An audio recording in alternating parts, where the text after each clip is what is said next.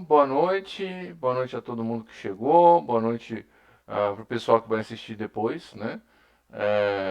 Então, essa aula é uma aula basicamente para tirar dúvida de vocês.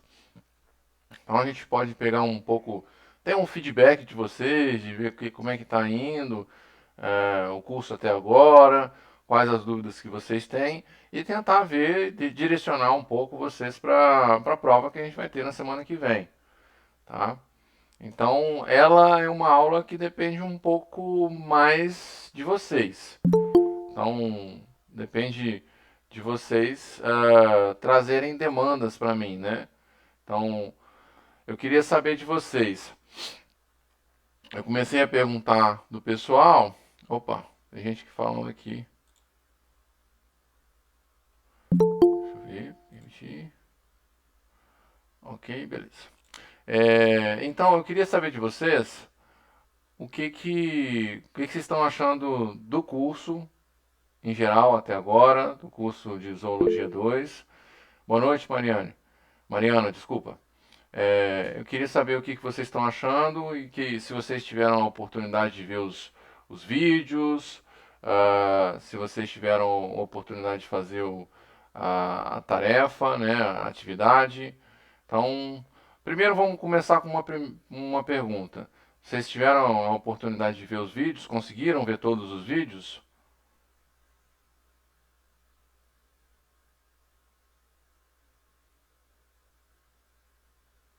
Tiver com vergonha de falar, pode mandar mensagem no chat, que eu leio aqui. Elisa viu. Elisa, você viu tudo? Carlos, você está com dificuldade de ver por alguma coisa? Vamos lá, vamos abrir esse chat aqui e vamos tentar ver aqui. Então, Adriele, eu tentei fazer, a gente tentou conversar lá com os outros professores, né? A gente tentou manter essa dinâmica de não ser tão longo. Acaba que, como a matéria é muito extensa, e eu acabei não conseguindo sintetizar tanto, é, ficaram muitos vídeos, mas aí eu tento deixar eles mais fechadinhos no que eu acho que é o mais importante de cada coisa, né?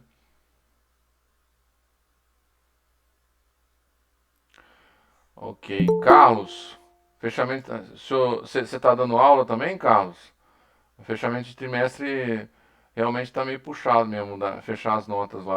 Eu tô tendo essa dificuldade lá na escola que eu dou aula de manhã. Beleza, Elisa. Beleza, deu pra ver tudo então. Deixa eu ver. Deixa eu ver o Marcos, quase todos, só falta dessa semana, beleza.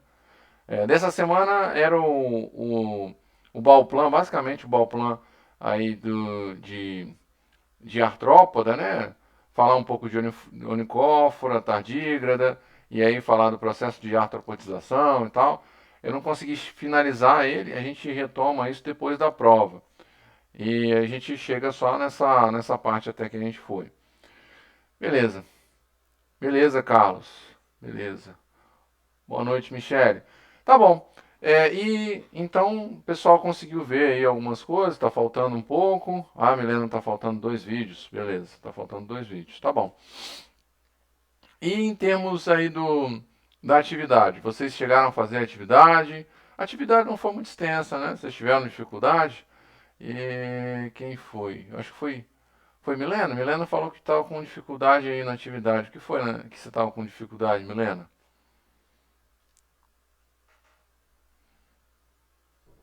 Professor, deixa eu só abrir aqui.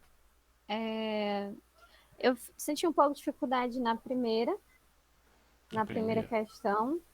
Deixa eu ver aqui. As características que no passado fizeram com que os alelídeos fossem considerados irmãos dos trópides, né? Uhum, Aí eu coloquei aqui, mas eu não sei se está certo, né? uhum. Eu coloquei que ambos possuem um corpo revestido por cutícula. Eu não enviei, né? Só tá aqui no caderno, Uhum. por enquanto. Perfeito, perfeito. Eu coloquei que ambos possuem um corpo revestido por cutícula e possuem um celoma, né? Uhum. Pluri... Outras características seriam pluricelulares, eucariontes, heterotrófico. Aí tá certo ou tá errado? Essa característica de ser revestido por cutícula, ela é uma característica que é uma que agrupava bastante, né? Então, se você for pensar anelídeos, os artrópodes, a gente também vai ter os nematelmintos, nematomorfa. Então, todos eles vão ter cutícula. E aí, e todos eles também fazem esse processo de muda, né? Então, eles têm que sair dessa cutícula, a parte interna do corpo tem que sair dessa cutícula. Então, de fato, isso daí é uma característica que realmente agrupava eles. A questão do celoma também a presença de um celoma verdadeiro, também agrupava. Mas uma característica que é mais chamativa, talvez, seja a divisão do corpo em metâmeros, né? Ou seja, nos somitos, naquelas partes dos segmentos, né? Então, se a gente lembrar dos anelídeos, a gente vai ter que os anelídeos eles vão ter aqueles anéis, né? Então, o corpo dividido em vários anéisinhos. E aí, se a gente pega também os artrópodes, a gente vê aqueles artrópodes básico, o que a gente tem a ideia que seria o artrópode primitivo, né? Você teria também os metâmeros, e aí ao longo do processo de artropodização, que a gente acaba explicando aí nessas últimas aulas, o corpo vai ficando, vai sofrendo um processo que a gente chama de tagmatização do corpo. Então o corpo vai formando regiões, né? Que aí, se a gente olha para os insetos, a gente vai ter cabeça, tronco e abdômen. Né? Aí se a gente olha para os quelicerados, né? Uma aranha, por exemplo, você vai ter o cefalotórax e o abdômen, ou o opistosoma, tá? E aí você vai ter nomenclaturas até um pouco diferentes, dependendo do que vai ser fundido para formar aquele tagma, certo? Então, talvez as duas mais chamativas, as duas principais, seria essa presença da cutícula e a presença aí dos metâmeros, né? A metamerização do corpo, tá, Milena? Eu acho que essas daí seriam as principais aí que eu chamaria a atenção. Beleza? Deixa eu ver, deixa eu dar uma Entendi, olhada. professor, obrigada. Ó, de nada. Deixa eu ver aqui. Deixa eu dar uma olhada aqui no chat. Tá bom. O Carlos não conseguiu. Conseguiu. A Adriele conseguiu. Beleza. Acho que eu voltei demais. Tá terminando. Ok. Faltam 2 vídeos para Milena. Ok, ok. A Elisa, ela errou. Colocou tardiografia e artrópoda. Você queria dizer tardígrada e artrópoda? Hein, Elisa? Isso, tá. Tardígrada e artrópoda. Então você colocou características que seriam, que agrupariam tardígrada e artrópoda. Entendi. A pergunta lá, ela foi, deixa eu ver aqui, ó, quais as características que fizeram com que, no passado, os anelídeos fossem considerados irmãos de panartrópodes. Então, de fato, a pergunta não era essa, não. Era anelídeos de panartrópoda, né? Panartrópoda é aquele clado que compreende unicófora, tardígrada e artrópoda, tá? Ah, desculpa, Lairane, eu não sei se seu nome pronuncia assim, tá? Laraine, eu acho que é Laraine. Mas aí me corrija se eu estiver falando errado, tá? Por favor. Você colocou simetria bilateral e corpo segmentado, mas ainda não enviou. Tá. A simetria bilateral, ela é uma característica que realmente está presente, tanto em panartrópoda quanto em anélida. Agora, vamos voltar um pouquinho. Se a gente olha lá para a Platyhelminthes, a gente já tem simetria bilateral. Então, não seria uma característica sinapomórfica, né? Seria uma simplesiomorfia, tá? Então, o corpo segmentado, ele encaixa aí bem, encaixa bem. Agora, a simetria bilateral, embora seja uma característica que os dois clados teriam, não seria uma característica que os agruparia, os traria para ficar sempre muito próximos, né? Naquele grupo que era chamado de articulata, tá? Então, teria uma outra. Sistema nervoso ventral seria uma das características. Sistema nervoso ventral é uma característica muito comum em invertebrados de um modo geral. Vamos pensar. Você pega lá Platyomites. Platyomites você vai ter sistema nervoso ventral. Você vai pegar também nematamorfa, nematiomytes. Você vai ter sistema nervoso ventral. Sempre variações, né, desse sistema nervoso ventral, né, com um nódulo cerebral supraesofágico, né, superior, né, dorsal ao trato digestivo, e aí com um conectivo num gânglio subentérico, né, ou seja, abaixo aí do trato digestivo, com cordões nervosos que partem aí dessa parte anterior até a posterior, né? Então você tem, e vindo ventralmente esse cordão nervoso. E aí muitos grupos vão ter essa variação, né? Daquele sistema nervoso que a gente diz que é parecido com escada em corda, né? Então são dois cordões nervosos ventrais que partem posteriormente, né? Longitudinalmente, e eles conectados com conexões laterais, né? Nervos laterais, que às vezes formam gânglios ou não, né? E depende do grupo, tá? Daniela, deixa eu ver. Professor, quando uma espécie tem um mesoderma formado por esquizocelia, é quando o blastóporo forma a primeira boca. Esquizocelia forma a primeira boca. E a enterocelia é quando formado o primeiro ânus. Deixa eu ver. Eu não sei se eu entendi sua pergunta, Daniela. Esquizocelia. Esquizocelia você está falando do mesoderma, tá? Esquizocelia é quando o blastóporo forma a primeira boca e a enterocelia é quando o blastóporo forma o primeiro ânus. Olha, essa é uma pergunta boa. Eu não vou saber te responder. Eu não vou saber te responder se tem uma relação entre a formação do mesoderma e a formação do blastóporo aí dessas formas, né? Então, aqui, deixa eu só achar aqui a minha apresentação da, dessa parte aqui, só um minutinho. Eu vou chegar lá. Ok. Então é essa daqui. Eu vou projetar essa apresentação aqui, tá, gente? Só um minutinho. Papapá, papapá, tá aqui. Tá aqui. Opa, deixa eu permitir essa pessoa entrar. Aqui, tela inteira, uma janela.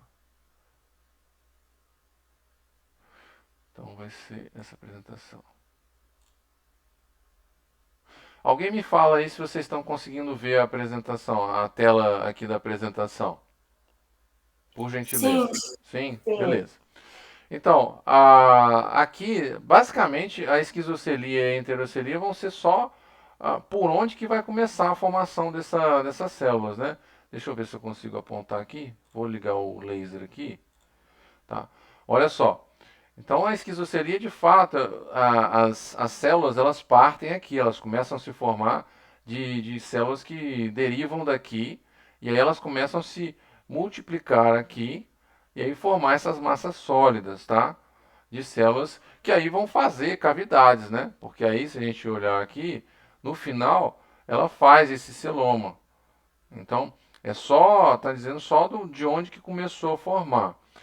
Aqui na enterocelia, ela vai formar a partir dessa parte final aqui, dessa que seria a enterocele, né? Ou, na realidade, o arquêntero, né? O intestino primitivo, tá? Então, a partir daqui que deriva e começa a formar a mesoderme e aí forma o celoma também, forma uma cavidade aqui também, tá? É, então, deixa eu voltar aí para vocês. Beleza, voltei. Então, eu não saberia te dizer, deixa eu ver, Daniela, se há uma relação da esquizocelia formar junto quando forma o blastóporo. Sempre quando eu estudei, a minha impressão é que ela formava depois que você já tinha uma formação de alguma parte lá do arquêntero, tá? Da mesma forma como a enterocelia, tá?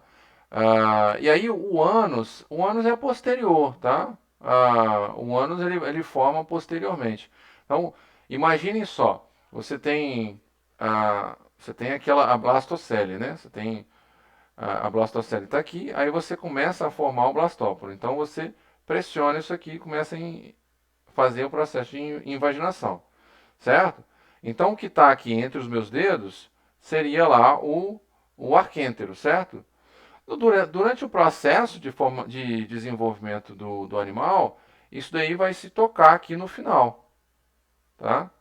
Quando se toca no final, você cria um tubo. Você cria um tubo que aí vai formar o trato digestivo. Obviamente que dependendo dos grupos e dos táxons que a gente vai estar conversando, ele, é, ele, ele não vai formar um trato digestivo completo, né? Vamos pensar aí, obviamente, a água viva ela não tem tecidos, os três folhetos, né? Mas, por exemplo, a água viva ela não vai ter um intestino completo, não vai ter o trato digestivo completo. Mas esses outros organismos que a gente está estudando, ele tem o trato digestivo completo. Então, uma vez que você fez o arquêntero, certo? Você, depois que fez o arquêntero, o desenvolvimento natural é que ele vá se tocar com o outro lado da gástrula, né? Que aí, como fez o arquêntero, fez a gástrula, e aí você faz o tubo digestivo completo, o trato digestivo completo. E aí ele vai se desenvolver, tá? Beleza. Crescimento, Mariana está falando da atividade, né? Ó, o crescimento teloblástico e metamerizados, tá certo, tá certo. Essa característica é uma característica que agrupava eles também.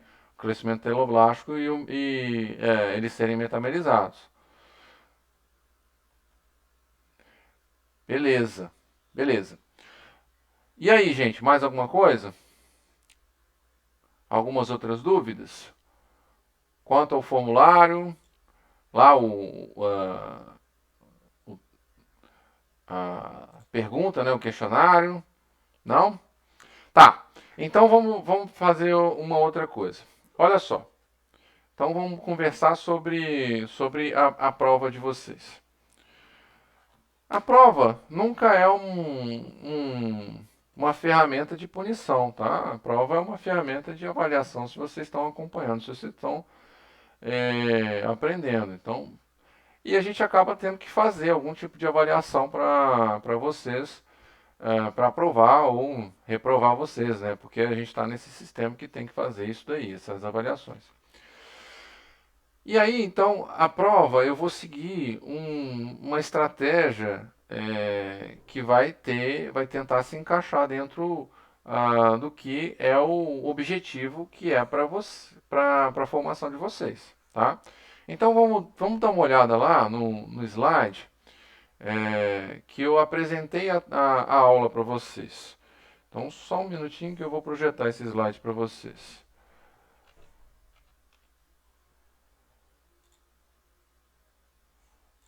Uma janela. Apresentação. Aí, por gentileza, me fala se vocês estão vendo aqui o slide, tá?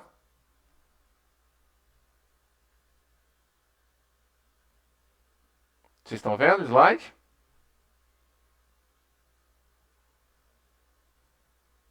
Aí eu não estou vendo o Sim, chat. dá Opa, para beleza. ver. Beleza, beleza. Então, olha só. Lembra que eu mostrei esse slide aqui na primeira aula de vocês? Então, ó, qual é o objetivo da gente? Habilitar os alunos a reconhecer morfologia, classificação, biologia, evolução e relações filogenéticas dos filos. Compreender epidemiologia das doenças causadas por artrópodes. Isso aqui não encaixa aqui agora, né? Estudar variedades de interações culturais também não encaixa aqui agora. Fornecer conteúdos importantes de licenciatura em ciências biológicas, isso aqui encaixa. Beleza. Então, o que que é importante e como que vocês devem estudar para se preparar para a prova? Vocês têm que ter a habilidade de reconhecer os grupos, tá? Então, reconhecer a morfologia. Então, lembra que eu frequentemente falo com vocês que, mesmo que a gente esteja falando lá de anelídeos, e no final lá da conversa sobre de anelídeos, eu falei com vocês, eu vou interromper esse compartilhamento aqui. Ah, não. Deixa eu continuar aqui e aí depois eu vou. Voltando. Desculpa, gente. Voltando. Eu falei com vocês na aula de anelídeos que, segundo a ideia atual, a metodologia atual e aonde chegamos em termos de filogenia, de relações, o grupo que a gente conhece como poliqueta e o grupo que a gente conhece como oligoqueta, eles não são monofiléticos, tá? Então eu mostrei uma filogenia para vocês dizendo que eles não são monofiléticos. Mas no material didático que vocês têm na matéria, na bibliografia que vocês têm também, o material que vocês têm, eles apresentam poliqueta, oligoqueta e iridinoide, certo? Então, independente disso, é interessante que vocês reconheçam a morfologia desses grupos. Óbvio que poliqueta tem uma morfologia muito diversa, tá? Mas vocês terem alguns padrões, né? Entenderem como é que é a morfologia de um poliqueta, homônimo, né? Aquele que tem todos os metâmeros iguaizinhos, entenderem aquelas estruturas dos parapódios, das cerdas, entender qual a diferença entre um poliqueta e um oligoqueta e um iridinoide. Essas coisas aí, elas vão ser extremamente importantes para vocês, principalmente quando vocês estiverem dando aula, principalmente quando vocês estiverem desenvolvendo suas funções aí como licenciados em biologia. Tá? Então, quando vocês forem estudar, estudem pensando em morfologia também. Morfologia como? Morfologia, você reconhecer os grupos. Também, uma morfologia, deixa eu voltar lá para a apresentação que tem gente querendo entrar. Espera aí. Opa. Então, continuando. Quando a gente pensa em morfologia, a gente tem que pensar nessa morfologia aí de reconhecer o grupo. Mas a gente também tem que pensar em outras coisas de morfologia. Vocês lembrem, em termos de poliqueta, as diversas formas de alimentação. Então nós temos poliquetas que são predadores, nós temos poliquetas que são filtradores, nós temos poliquetas que são aí filtradores, você tem aqueles poliquetas tubícolas e você tem aqueles poliquetas cavernícolas, né, que cavam galerias. E a gente tem poliquetas que são bem homônimos e nós temos poliquetos que são bem heteronômos. Tá? A gente tem o Ketópteros, né, que faz aquele tubo em forma de U, que é completamente diferentão. Os parapódios deles fazem movimentações bem dissociadas umas das outras. Eles fazem uma teia de muco e ele se alimenta com essa teia de muco. É um negócio completamente atípico, né? Então, conhecer essas coisas, essas variedades, né? Como você lembrar de Sabelide, os Sabelides eles têm os tentáculos, eles vão com os tentáculos lá, coletando material nutritivo ao redor deles. Essas coisas são importantes da gente saber em termos de morfologia, em termos de alimentação, ter essa percepção. Classificação. A classificação é importante, né? E aí, classificação e barra filogenia, é importante vocês terem essa noção, ter a noção de como que era a classificação antes e de como que está atualmente. E aí, por isso que eu fiz uma apresentação bem direta lá de como que está essa situação, tá? Deixa eu ver mais o que tem aqui na apresentação que eu tinha mostrado para vocês. É basicamente essas questões aí que são, assim, as fundamentais que vocês têm que estar prestando atenção quando vocês forem estudar sobre esses grupos. Nossa, não estou conseguindo ver o meu mouse. É, eu não estou conseguindo ver o meu mouse. Eu não sei o que está acontecendo aqui não, gente. Não estou conseguindo ver o meu mouse, peraí.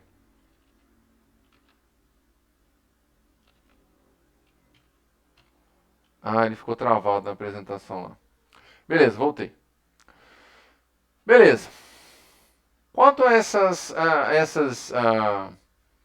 características morfológicas e tal, como é que vocês estão? Vocês estão seguros? Vocês já entendem como é que é um poliqueto, como é que é um oligoqueto, como é que é um erudinoide? Me digam aí.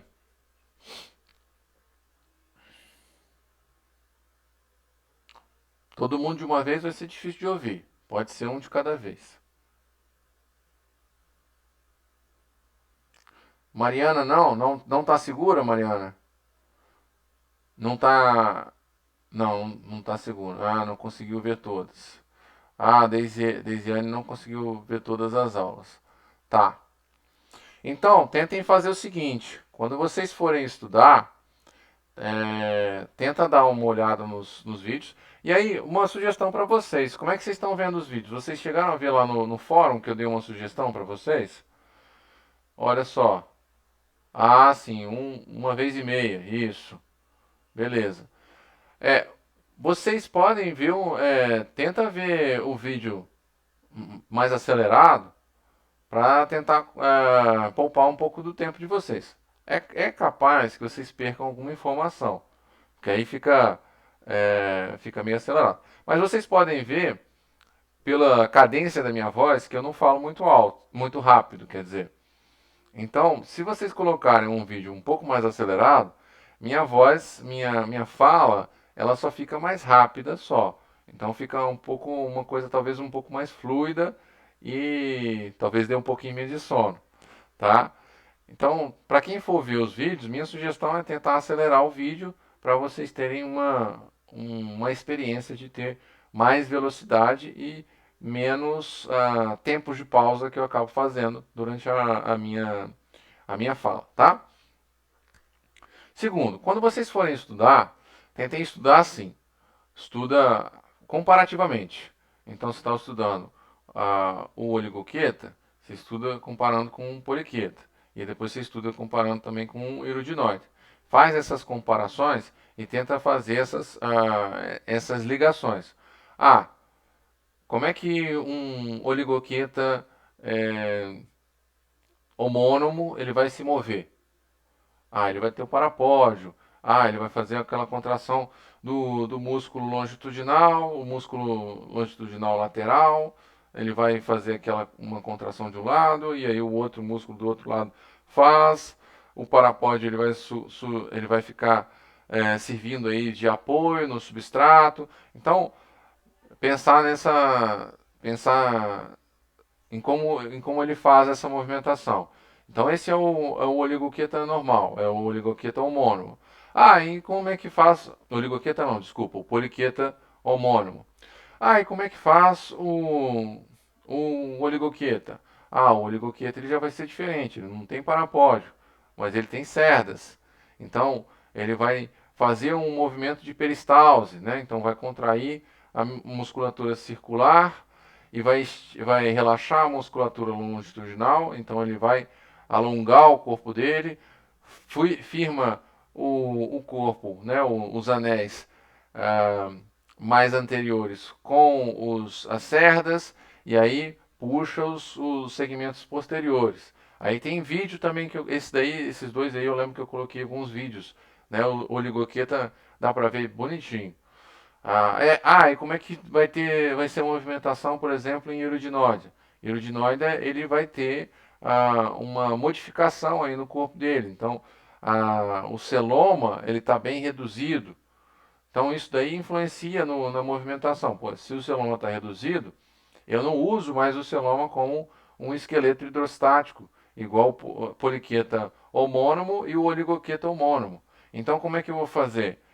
Se o celoma está reduzido, meu corpo, eu não vou ter essas cavidades muito grandes. O meu corpo ele vai encher de tecido celular. E aí, o erudinoide vai ter esse celoma mais reduzido a algumas partes. Mas a musculatura do corpo dele continua existindo. Então ele vai fazer aquele movimento que a gente chama de médio palmo.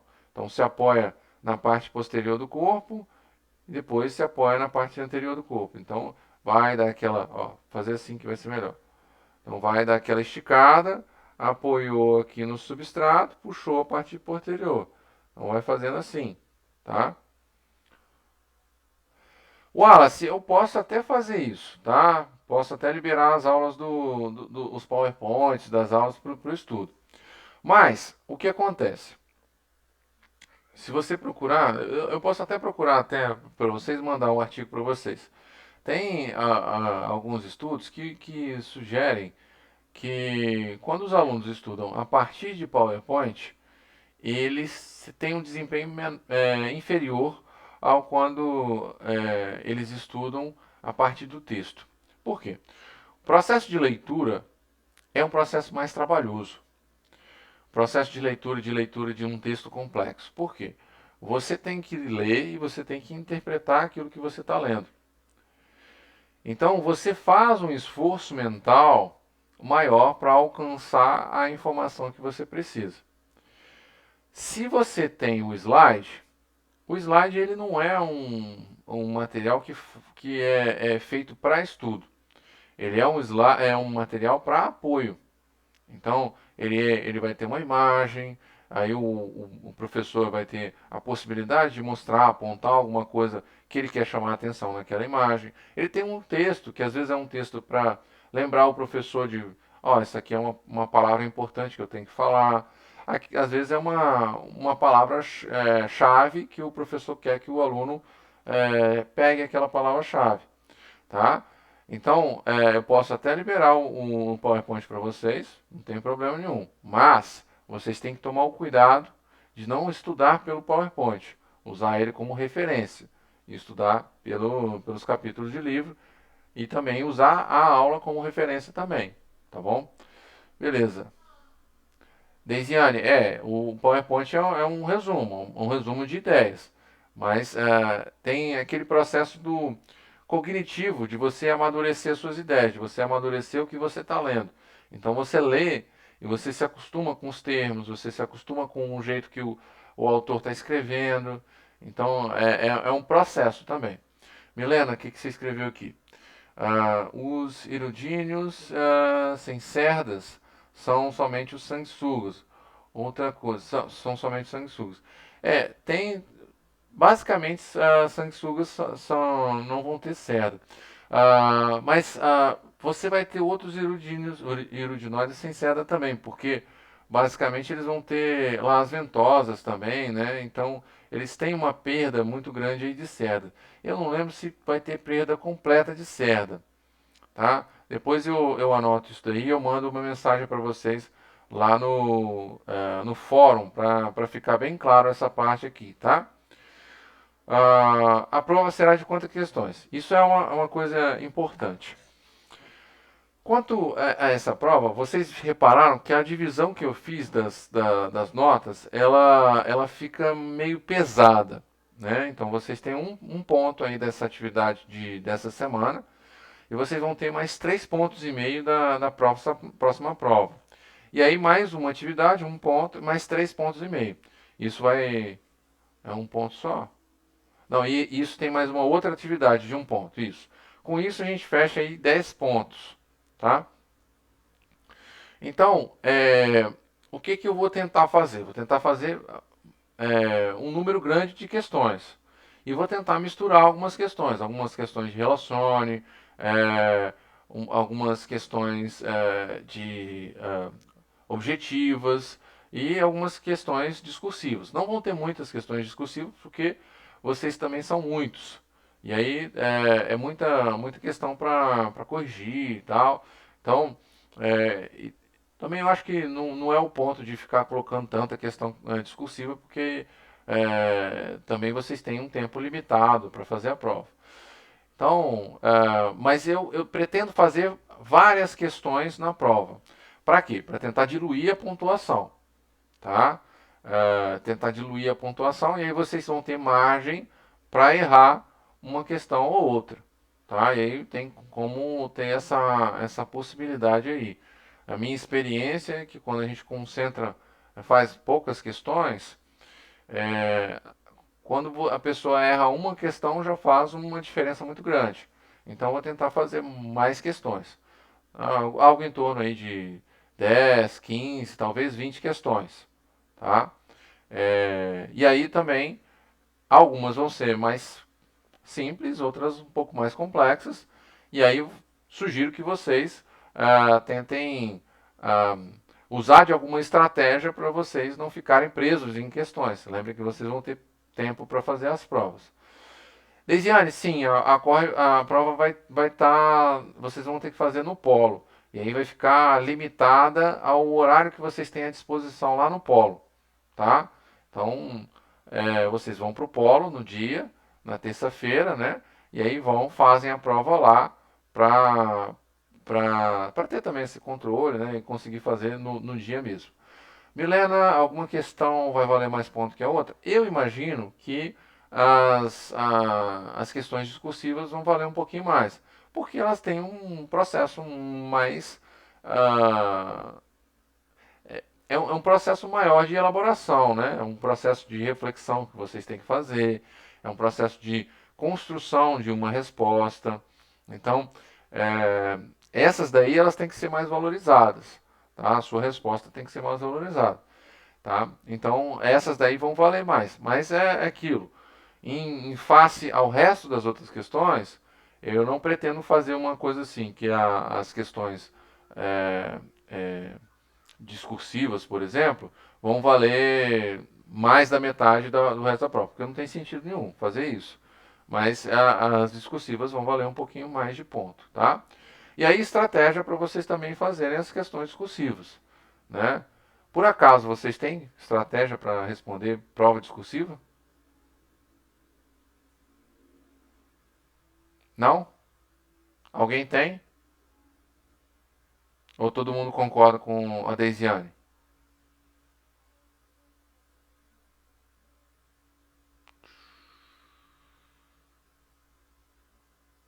Tinha que estudar bastante, professor. Tá. Estudar faz parte, né, Milena? Estudar faz parte. Mas estratégia também é outra parte. Então, assim, todas as provas, qualquer prova que vocês vão fazer, ela exige alguma estratégia. Chuta C de certo, né, Amanda? Mas às vezes a questão tá de errada, então não dá muito certo. É, Professor, Oi, às fala. vezes eu gosto de ler todas as perguntas, porque às vezes alguma coisa que está naquela questão serve para outra. Aí Uhum. ajuda a fazer. É, isso Aí, é, às vezes, eu fazia dessa forma. essa é uma estratégia boa. Às vezes quando você tem é, uma prova menor, né, aí você consegue fazer. Provas muito extensas, você não consegue fazer isso tudo porque você não consegue ler tudo, né? Mas é uma estratégia boa. Quando provas que tem 5 questões ou 10 questões e as questões são mais curtinhas, dá para fazer. É, Então, Elisa, 20 questões seriam 20 questões, como eu estava pensando, se eu colocasse 20 questões na prova, boa parte delas seriam de relacione, marcar objetivas, coisas assim alternativas, e algumas iam ser discursivas. Então, não seria tanta coisa, porque as discursivas elas acabam sendo mais rápidas de serem feitas, tá? Então não seria tantas coisas. Mas eu estou trabalhando ainda na ideia de como que eu vou fazer isso para também dividir melhor a pontuação também pelas questões, tá? Não vou deixar a discursiva de fora não. Tem que ter discursiva, vocês têm que trabalhar a escrita. É chato, é trabalhoso, mas é isso, é um processo de desenvolvimento, né? Então a gente tem que fazer. Sobre estratégia de prova. Estratégia de prova a gente tem várias e dependendo das pessoas vão ser, a gente vai se encaixar melhor com uma estratégia ou outra. Por exemplo, para uma prova de objetiva, uma estratégia boa é você ler todas as alternativas e depois ler as perguntas, a pergunta daquela questão. Por exemplo, você tem 5 alternativas, e aí você vai e lê a pergunta daquela questão. Às vezes, na própria alternativa, você vê que tem coisas que estão muito parecidas ou coisas que não tem muito a ver com nada. E aí, quando você vai ler a questão, você já consegue fazer um processo de eliminação. Então, essa é uma estratégia muito boa em termos de múltipla escolha, né? Questões objetivas. Agora, em termos de questões discursivas, uma estratégia boa é você, pelo menos funciona muito bem para mim, e aí vocês vão ter que ver se funciona para vocês, se encaixa, é você ler a questão e você refletir em quais coisas vocês têm que fazer, vocês têm que responder para essa questão, tá? Então, por exemplo, se eu chegar e perguntar, por exemplo, me explica como que é a movimentação de um poliqueta homônimo. Aí você vai chegar e falar assim, bom, poliqueta homônimo. Poliqueta homônimo, ele vai ter todos os metâmeros dele lá. Então vão ser uma sequência de metâmeros. E ele vai ter parapódio, eu vou ter também cerda lá no parapódio, eu vou ter. Então tem a musculatura circular, que vai ser importante falar. Vai ser importante falar também da musculatura longitudinal dorso-ventral, dorsal, quer dizer, longitudinal dorsal. Vou ter que falar também do esqueleto hidrostático, então tem que falar alguma coisa do celoma desse animal. E aí eu vou ter que falar como é que vai acontecer a contração o que acontece quando um músculo contrai, o que acontece quando o outro relaxa e vice-versa. E aí, beleza. Então você estruturou na sua cabeça. Enquanto você está estruturando na sua cabeça, você vai chegar assim, vai escrever ou fazer alguma coisa assim, né? Quando é prova em papel, a gente acaba escrevendo, né? Então você escreve tópicos, né? Por exemplo, vocês viram que eu falei várias coisas, né? Então, parapódios, musculatura longitudinal dorsal, musculatura circular, esqueleto hidrostático, celoma. E aí isso tudo, você colocou esses tópicos. E aí você vai e organiza na sua cabeça como que você vai organizar a sua resposta. O que vem primeiro? Vem parapódio? Não, parapódio não vai vir primeiro. Eu tenho que falar da musculatura e do esqueleto hidrostático primeiro.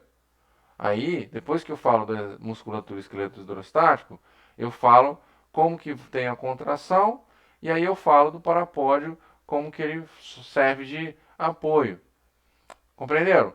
Essa é uma estratégia que funciona muito bem para quando a gente vai fazer uma prova discursiva. Então, pega os pontos-chave daquela questão, do que está sendo pedido, e aí você vai anota esses pontos-chave e você vai e tenta organizar em termos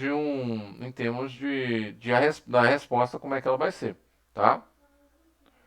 E aí, acharam que dá para usar esse tipo de estratégia na prova?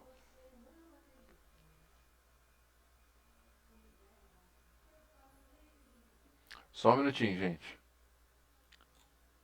Bem, para de cantar.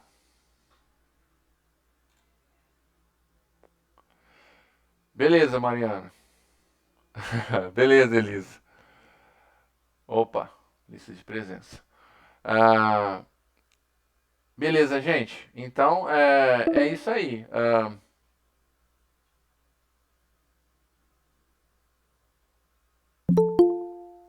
Opa, alguém está tentando participar? Peraí, deixa eu ver. Ai, beleza. Ok, peraí. Estou me embananando com um negócio aqui, peraí. A Sabrina mandou a lista de presença aí para vocês, tá, gente? Por favor, preencham a lista de presença aí, para não ficar com falta, ok? Beleza, gente, são 19h50, a gente está chegando aí no final aí da nossa aula.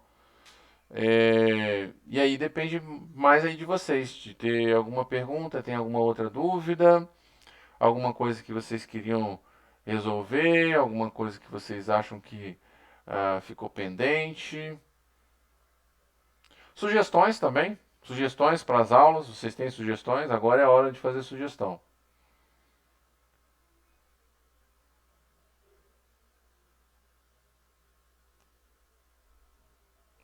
Cri, cri, cri, cri, cri. Vamos, gente. Fala alguma coisa aí. Professor, só realmente o que o senhor já tinha falado sobre os vídeos mais curtos, né? Um pouquinho mais. Não sejam tão longos, né? Para não fadigar tanta gente. E a respeito de fazer mais comparações, né? Com aquilo que a gente está estudando. Acerca, assim, até de para a gente organizar melhor as ideias, né? Me explica Daquilo que melhor, está sendo estudado. me explica melhor essa parte da comparação. Por exemplo, como já tinha sido falado pelo senhor acerca de fazer essa comparação, né, com os alenidos, por exemplo, o oligoqueta, o poligoqueta, né? Uhum, Tem coisas, semelhanças, né, e outras coisas que eles não, tipo assim, que são parecidos e o que eles não são parecidos, né? uhum. Tipo isso, uma tabela comparativa. Ah, entendi. Então, depois de finalizar lá a apresentação, do jeito que eu tinha falado, talvez oferecer para vocês uma tabela com as características de cada um e fazer tipo uma espécie de resumão. Isso seria uma ideia que você acha que seria legal. Isso, eu acho interessante. E deixar disponível lá no AVA pra gente, né? Uhum. Interessante, legal. Vou tentar ver uma coisa desse sentido aí. Não sei se eu consigo fazer para essa semana, tá, Milena? Talvez eu consiga fazer para as próximas matérias. E aí talvez dê para usar aí quando a gente vai chegar aí em artrópode, né? A gente vai ter bastante coisa para comparar. Talvez dê para fazer alguma coisa lá em artrópodes, né? Crustácea, aquele cerata, insecta também. Talvez dê para fazer algumas coisas legaisinhas lá. Eu vou tentar providenciar isso para vocês. Deixa eu ver aqui. O pessoal está falando aqui. Pá, pá, pá, pá, pá. Desiane falou por mim tá o que até agora. Daniela, não, a prova vai cair até a matéria que a gente chegou. Então, até essa parte aí de panartrópoda, e o iníciozinho de artrópoda também, isso daí tá valendo também, tá? Tá dentro do que a gente está considerando, tá bom? Então tá dentro da matéria, beleza? Tá, vocês querem o slide, vocês gostariam de ter os slides antes de ver o vídeo também, né?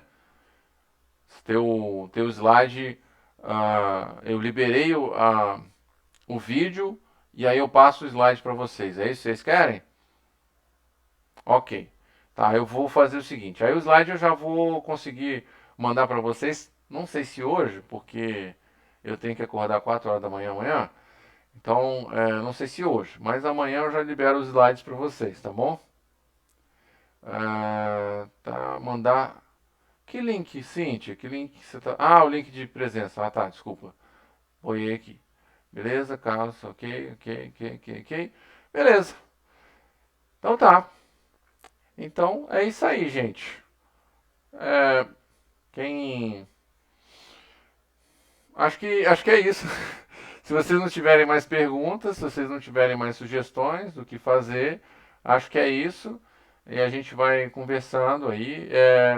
E só dizer também para vocês que a partir dessa semana eu vou ser um pouquinho mais ativo lá no AVA e vou estar um pouquinho mais organizado. Eu estava com um outro emprego que estava pegando bastante tempo e aí eu não estava conseguindo organizar as coisas do jeito que eu gostaria. Agora eu já me liberei desse emprego e agora vou ter mais tempo para dedicar, para organizar algumas coisas, dependendo, vou trazer umas coisas mais legais, talvez até um pouco mais interativa, tá?